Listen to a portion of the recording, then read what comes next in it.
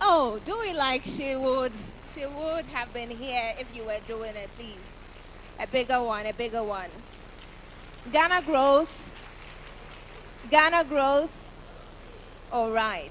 Whatever she said was centered around one theme, the young people.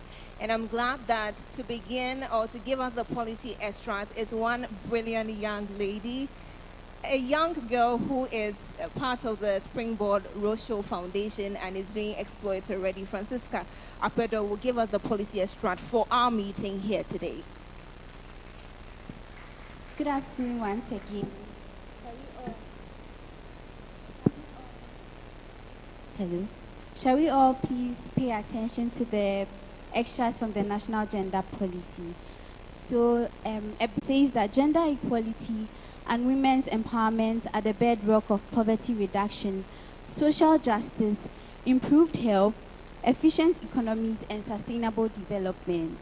The overall goal of the National Gender Policy is that Ghana's National Gender Policy aims to achieve gender equality by improving social, legal, and economic conditions for all Ghanaians, especially women, girls, and marginalized groups.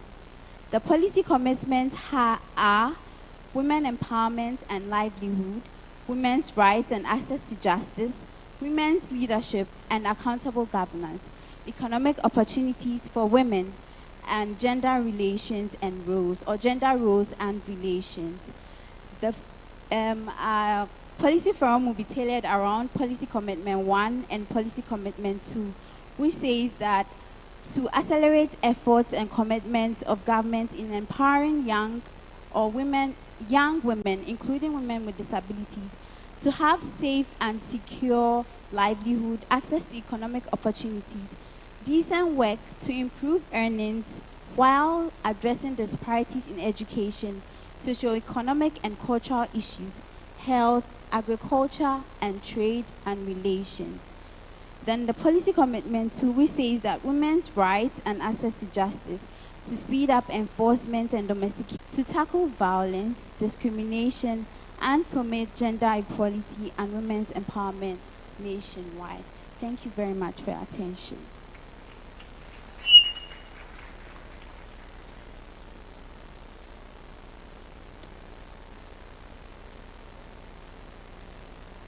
Thank you very much. So when somebody does it, please give her applause that she deserves. So this afternoon, if you were with us in the morning at the Volta Serene Hotel, you would have encountered two very amazing women who have depth in their respective fields, and they have established themselves quite well across the conversation that we're going to have here today. I am going to present to you one other woman whom I admire a lot. In fact, when she came, I approached her and said, "Oh, Prof, I admire you so much." She said, "Oh, blah, blah, blah." She thought, and "Oh, blah" means you're lying for a number of people who may not speak Chi and Ever people. So, Prof, when you come here, there are a lot more Ever people here, so you are at liberty to, mix them. Yeah, where's up? Before. Good. So I want to find out whether there's any woman here who cannot understand what we are saying. Give me a hand. So all of us can understand. Are you sure? Oh, the way you are smiling. Anyway, so I suggest that you sit beside somebody who can understand. I think we are streaming live, right? Am I right or wrong? So sit beside somebody who can understand, so that the person can explain to you what is being said. So the media, am I allowed to walk around? I can. All right. Thank you very much. So I want to have a conversation with you rather than have a presentation. I have only 40 minutes. And the time is saying 28 minutes already. What is here? Am I safe?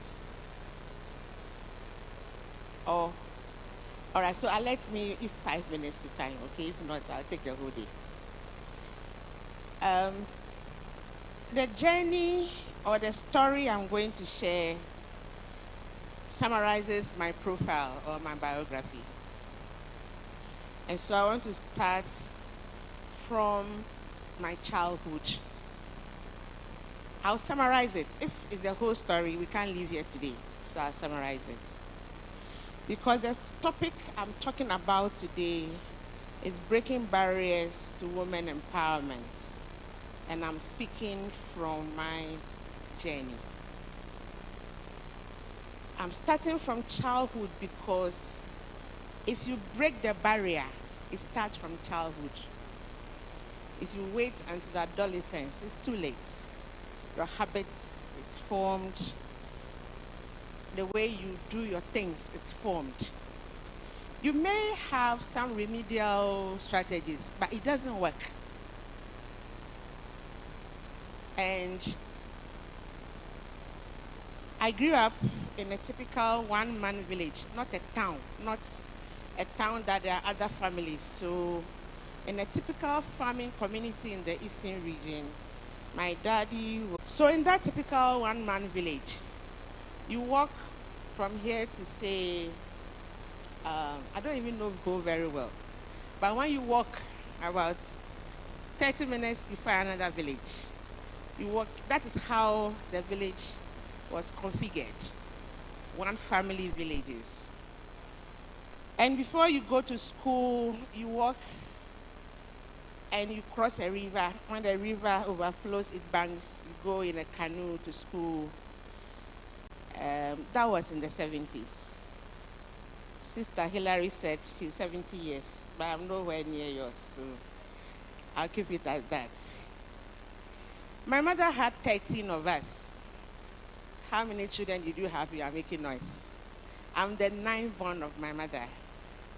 But all of them died. It left with 2 of us. Me and the one who comes after me.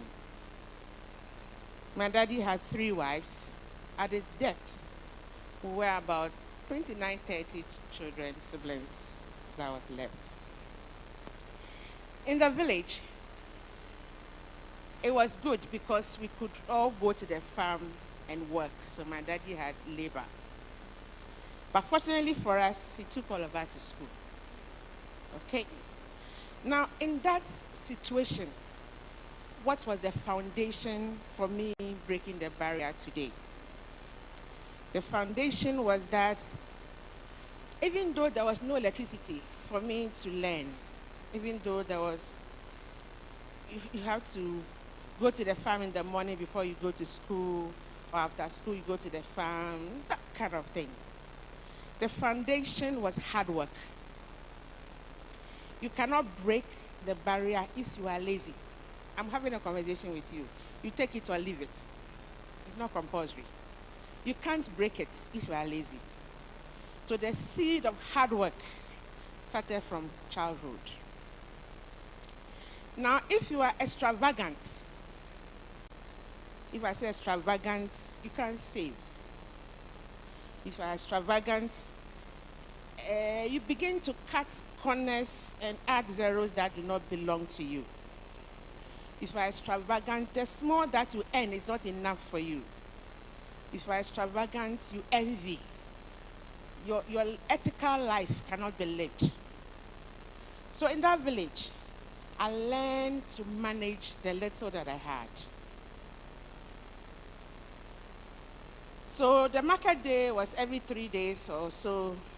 So when the fish is bought, my mother will leave it to me to divide this so that we can cross the days before the next market day.